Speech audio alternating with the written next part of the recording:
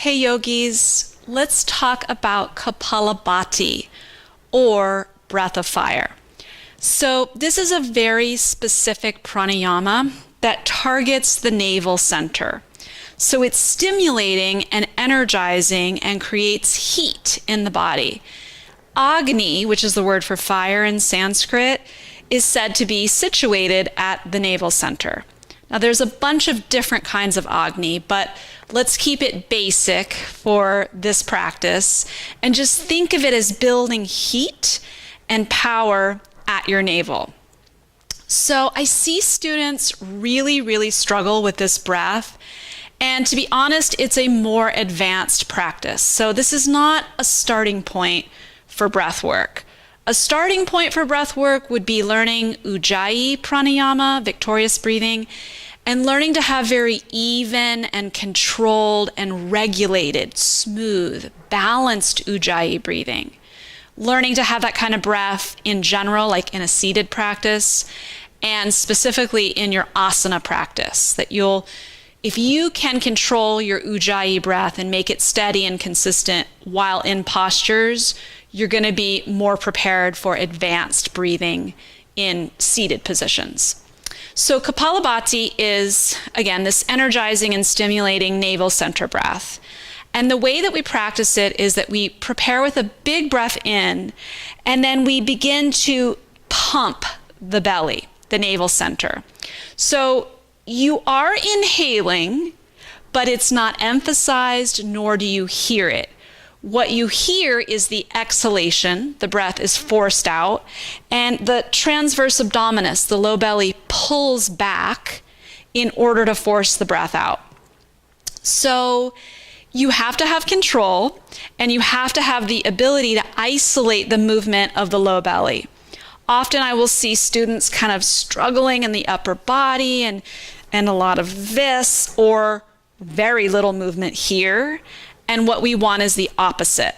So one of the ways I like to teach it is a hand on the chest near the collarbones. And this is just a self-reminder to stay still here. We really want very little movement in the chest. Maybe there's a little bit of residual movement from the movement of breath, but it's not like this. It's not undulating in the chest. And then a hand on the lower belly, and this is just a tactile reminder that this is where the movement does come from. So let me show you first, and then I'll do it again using the hands. So it's like this. Big inhale.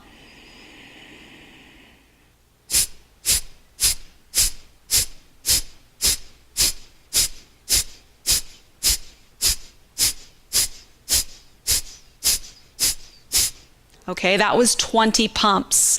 So you could hear my exhalations. I was still breathing in, but all of the emphasis is on that exhale, exhale, exhale, exhale. My chest was pretty still, and the movement came from here.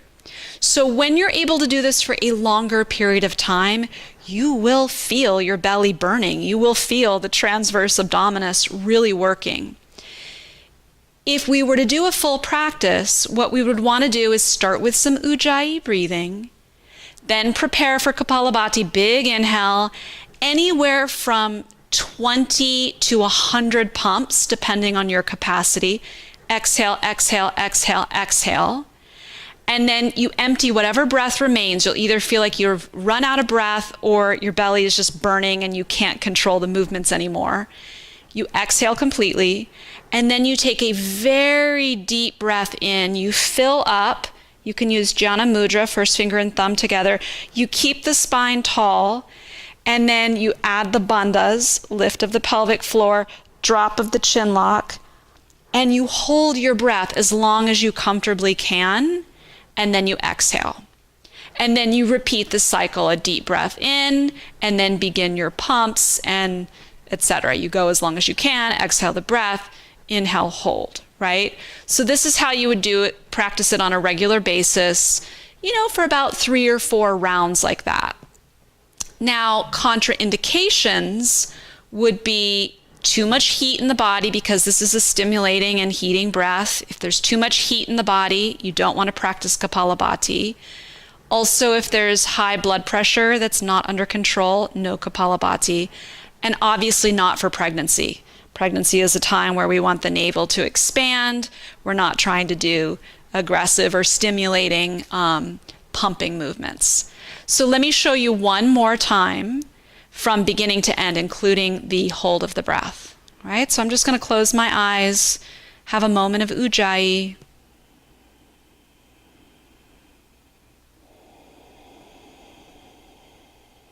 Spine nice and tall.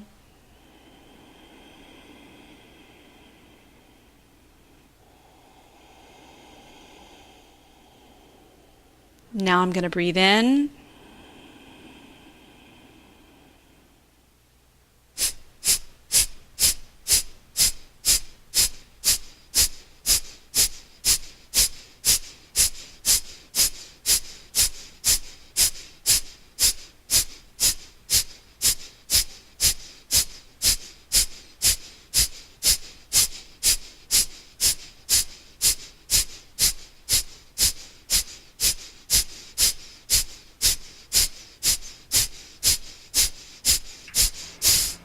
Deep inhale.